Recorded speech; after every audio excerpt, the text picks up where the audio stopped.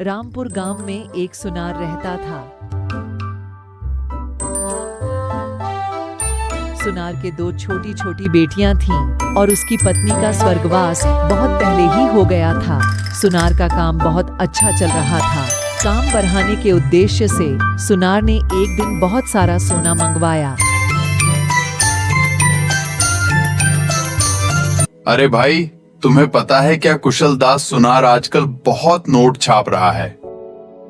हाँ भाई, मैंने तो ये भी सुना है उसने बहुत सारा सोना अपने घर पर रखा हुआ है। इतना सोना और मुझे नहीं पता। आ रहा हूं कुशल दास तुमसे मिलने। जैसे ही रात हुई, वह पहरेदार उस सुनार के घर में घुस गया।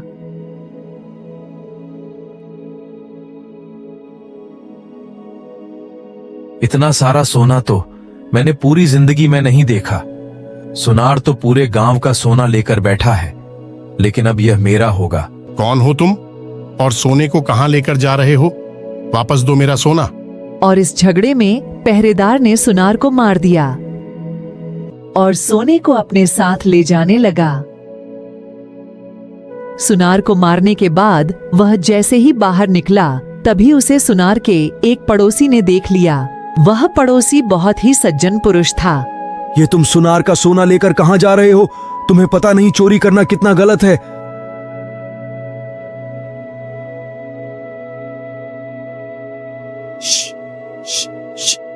शोर मत मचाओ। देखो, इसमें से थोड़ा सोना तुम ले लो, थोड़ा मैं ले लेता हूं। मैं ले लूं।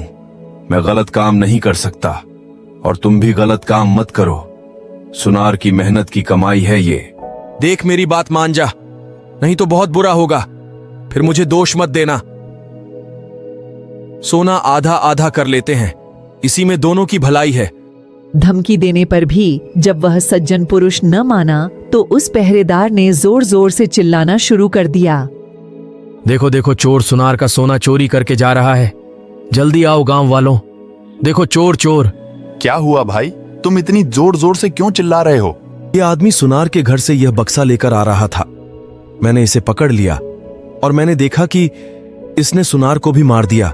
जब सब लोगों ने सुनार के घर जाकर देखा, तो सुनार मरा पड़ा था और सुबह उसे सरपंच के पास ले जाया गया और पंचायत बिठाई गई। उस आदमी ने सरपंच के सामने बहुत कोशिश की कि खुद को निर्दोष साबित कर सके, लेकिन सारे सबूत और गवाह उसके खिलाफ थे। सरपंच ने कहा, इस व्यक्ति के दोनों हाथ काट दिए जाएं और इस गांव से बाहर निकाल दिया जाए। इतना सुनते ही उस व्यक्ति के मुंह से निकला, भगवान के दरबार में कोई न्याय नहीं है।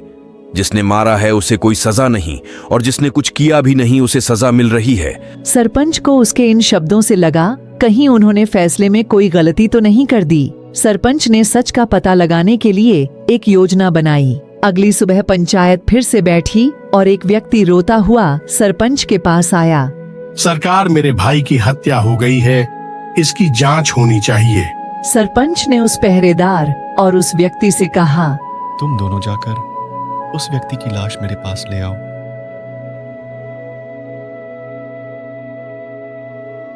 जब दोनों दिए गए पते पर पहुंचे, तो देखा कि एक लाश चारपाई के ऊपर पड़ी है। दोनों ने उस चारपाई को उठाया और चलने लगे। रास्ते में उस पहरेदार ने उस सज्जन व्यक्ति को कहा, अगर तुमने उस रात मेरा कहा मान लिया होता तो तुम्हें कोई सजा भी न होती और सोना मिलता वो अलग।